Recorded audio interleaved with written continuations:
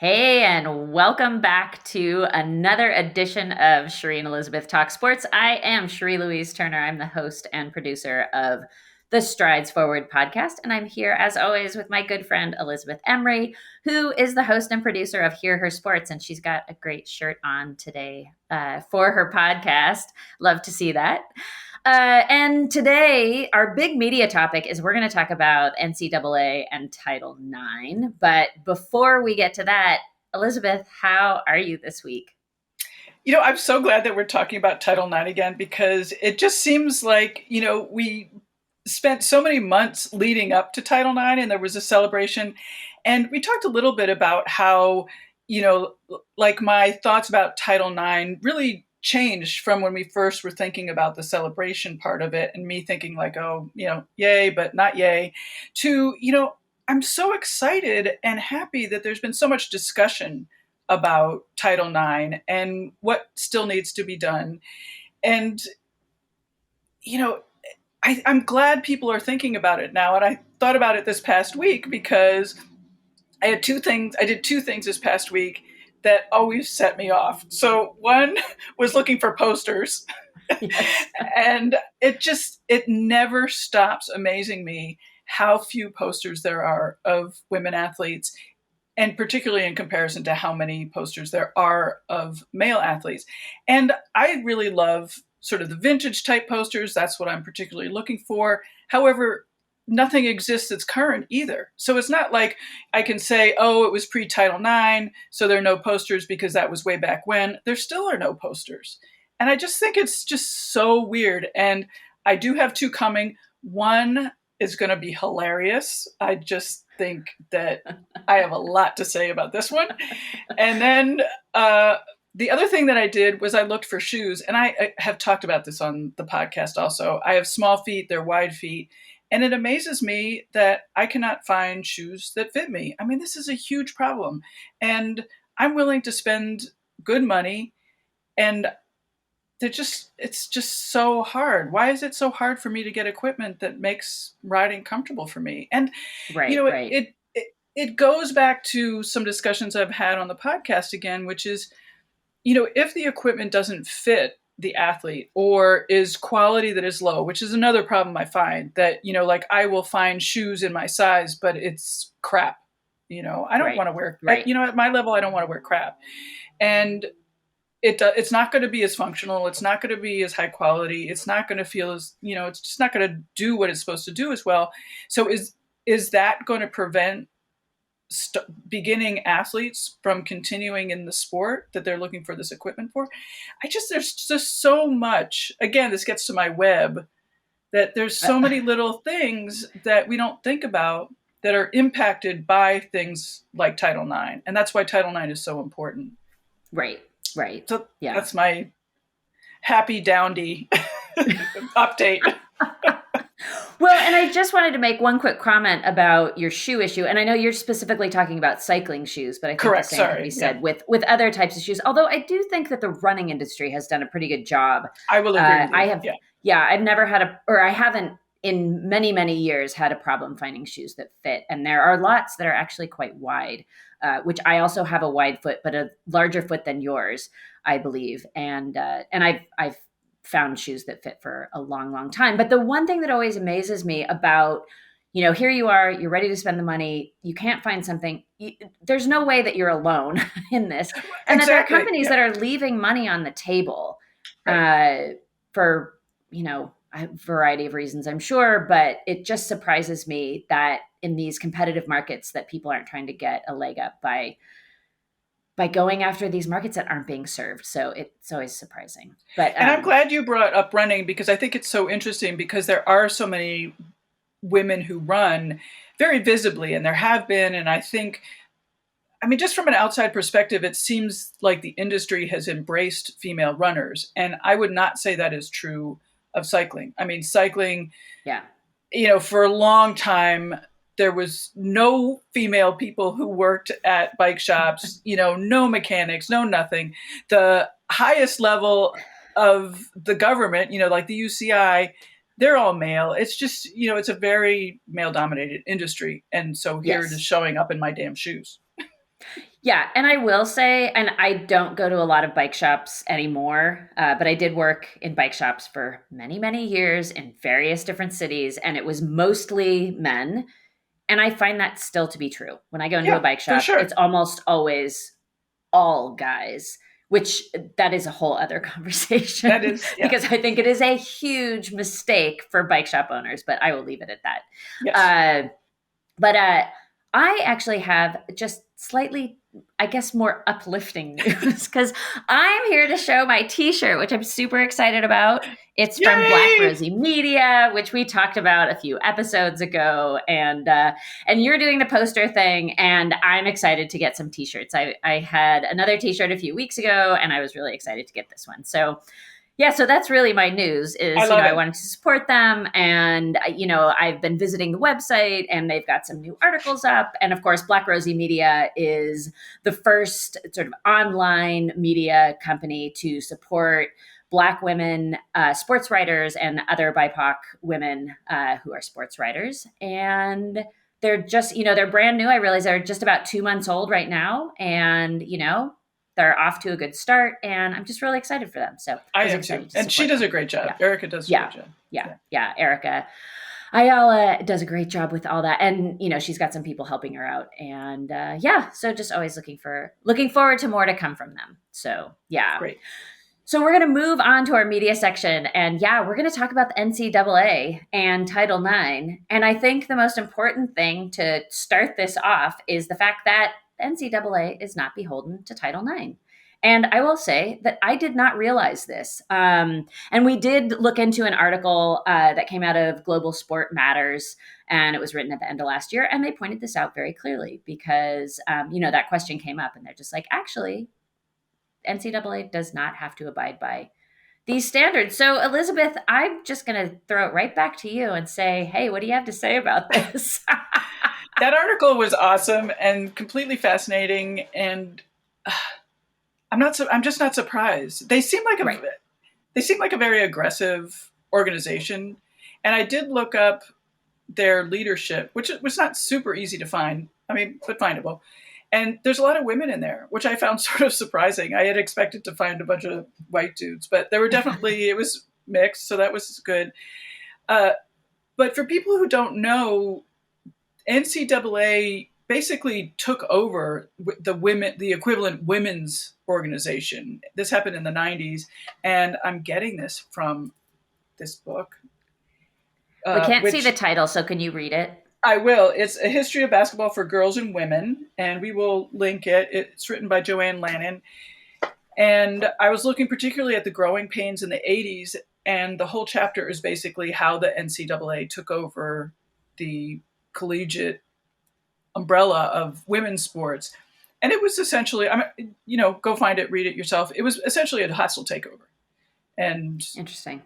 I don't think they took over because they realized that there was going to be money and power in, these women's games. And in fact, there was a big game prior to the organization being taken over.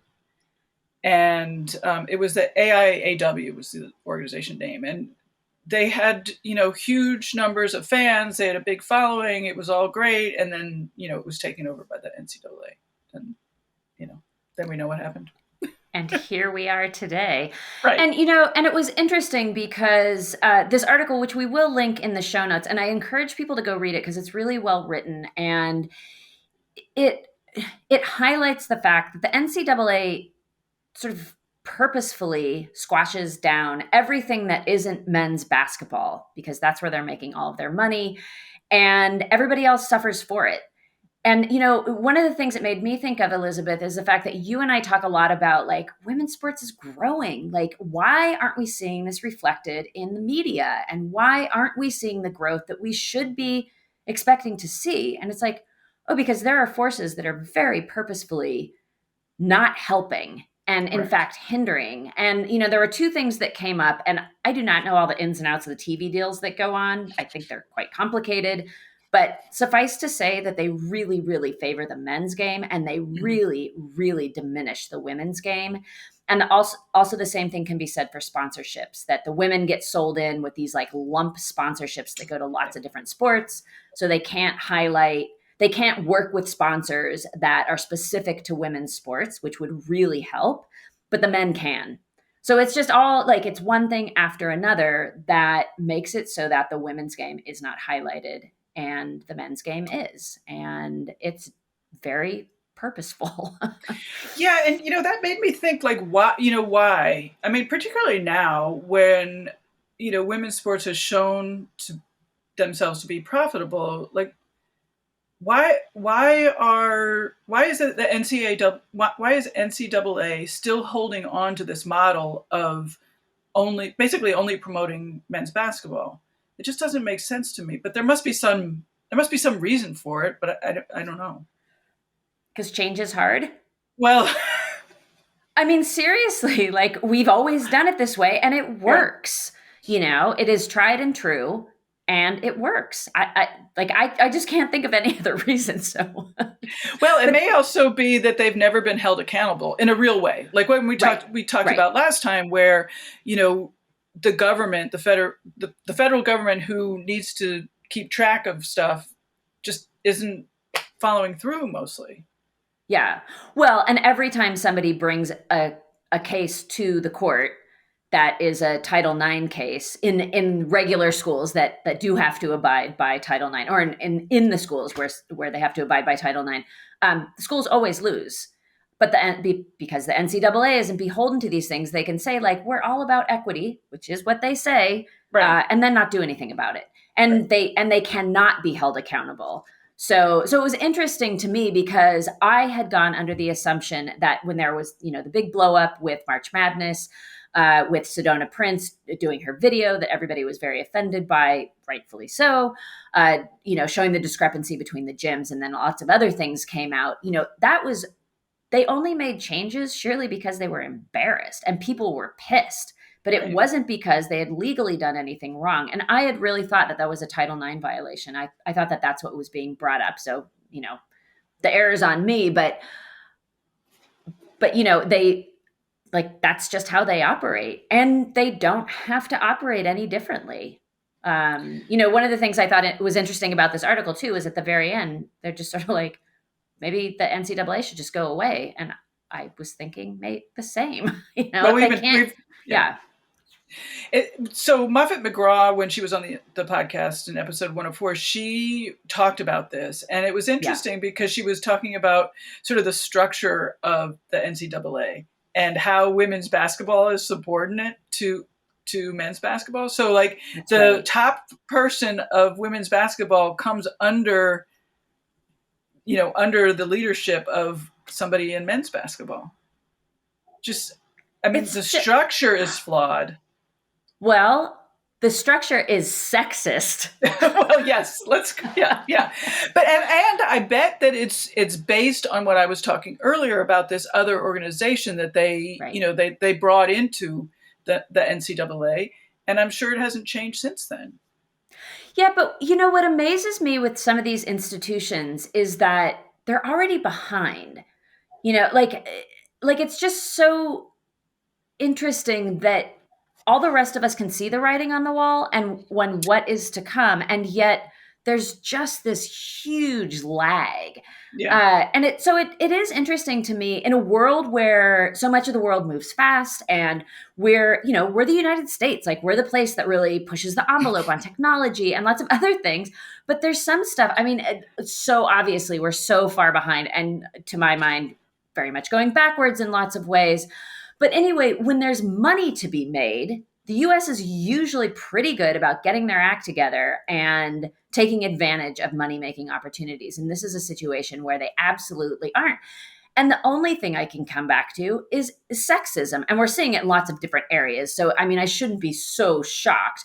But it's like, what other reason is there that you wouldn't come in and say, like, there's so much opportunity here, and if we just do X, Y, and Z, if we just let the women basketball, we're not talking about the many other sports that the NCAA oversees, but if we just say, like, we're going to let women's basketball choose their own sponsors, they'd make more money. Right. It's just Right. it's so obvious. And, maybe they've got some TV deals that are legacy deals that they still have to see through. I don't know. I don't know all the ins and outs of all of that, but It's really interesting. So I was part of this panel. I moderated a panel last week about Title IX, and I was reminded again, like, how important individuals are. So we're talking about the NCAA as if it's an organ, like a single entity, when in fact it's made up of a bunch of people. And so in this panel, it was very clear when I was sort of pre-talking to the panelists and finding out what they were about and their experiences with Title IX. A lot of them were pre-Title IX or whatever. And their experiences really depended on who was in power. What was the male vision of the of power. So if the AD had girl kids rather than boy kids, if the superintendent had girl kids, what the experience of was the principal, and all of that. And so it may simply be that in the NCAA, the individual males in leadership are sexist. Yeah. Yeah, that's the only thing I can keep coming back to. Just nothing else really makes sense. Right. And yeah, and it was interesting. One of the other things that this article that we've been talking about went into is the Kaplan report. So the NCAA had a law firm come in and assess what was going on with gender equity. And they basically found that there was none and that it was really purposeful. Yeah. And and just unquestionably super sexist organization. And, and so it makes things make sense. Like going back to what I was saying earlier, that like we do wonder about how, like, why isn't sports more popular? And I think people have to realize like how powerful the NCAA is. Like it is a feeder system to so many sports in this country. It is how a lot of people the world over, I mean, athletes come over from other countries to go through this system because it is so competitive at the collegiate level. And they just don't have that in other countries. So it's a place to either come get totally burnt out, or which we do see that, and it's a problem. But it's also a place to develop as an athlete. And it's, hugely, hugely influential. So what the NCAA does impacts a lot of people. And when they are being sexist and squashing down women's sports, that's a problem. I mean, and we can just laugh. So we just laugh. I keep going back to what you started with, is that NCAA is not under the purview of Title IX, which I find super interesting. And I wonder if there's any way, will there be any reaction to that report, the Kaplan report, because it's quite shocking. Yeah. It's worth a read. It's a lot. It's a lot to get through, but it's definitely worth a read. And you can shock yourself. Yeah, well, and I will say that I would suggest that people also subscribe to Power Plays. It's Lindsay Gibbs' newsletter, and she did a really good job writing about the Kaplan report because it was big news last year. And it's a good read, and it's shocking but not shocking. Like all of this stuff, it's like, oh, it just makes things make more sense to my mind. So that like, oh yeah, the call is coming from within. It's just like the forces really are against you. So I guess it's heartening to know like where the problems actually lie. And going back to, sort of this question that we're having of like, well, why would they be doing this? I think about like some of these TV deals. I mean, they're worth millions and millions of dollars. But this was the other thing that like the Kaplan report pointed out, is that the NCAA is selling in, for instance, women's basketball at like about half of what it's worth, if not much, much more. Yeah. And so it's just like, it is confounding, anyway. Well, I don't know. So, I mean, it could be that it's just simply not on the radar. So, like they're busy over here getting the best deal for the men's basketball. And then like, oh yeah, throw it in there. They may not have known how how valuable the women's basketball is. Well, and I do have a quote that I'd like to read from that article that speaks exactly to that. It says, according to the Kaplan report, the only championships that the NCAA has previously identified as revenue producing or even potentially revenue producing involve men: baseball, ice hockey, lacrosse, and wrestling. Rather than proactively embracing where business and culture are going, college sports power brokers repeat tired refrains and outright lies about how women's sports are an unpopular money drain, and how failing to support them is simply a reasonable reaction to market forces and consumer demand. So there you have it. So I would love to get a former NCAA woman leader on Hear Her Sports podcast. Yes. Wouldn't that be interesting? I would really love to hear what it's like on the inside. Yeah. Yeah. And why the decisions are made that are made, especially in light of everything that's going on. It's like, come on. And I will add that I don't think they're understaffed based on looking at their leadership page. Oh, interesting. Yeah. There are a lot of people. Yeah, and they do seem to be able to broker some big deals and throw some very big, hugely successful events. So I have no doubt that they are capable. That is one thing about the NCAA. Yeah. We have no doubt they're capable. Yeah, God. Well, Elizabeth, I don't have much more to say about this other than just a lot more grumpy things about how sexist they are. Yeah, I'll add that I get frustrated. This is when I get frustrated. It just like, yes. It seems that this is a system that could change, but, like from the outside, how in the world would you change it? Obviously, it's like whenever I think about the UCI, my brain spins. Well, right. And what I come back to often is that it could change today. Yeah. Somebody could make some different decisions and implement some different ways of doing something today.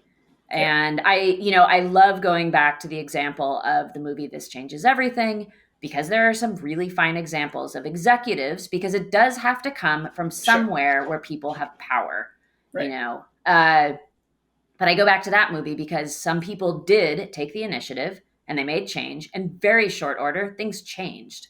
Yeah. And it was phenomenal and it benefited them. Yeah.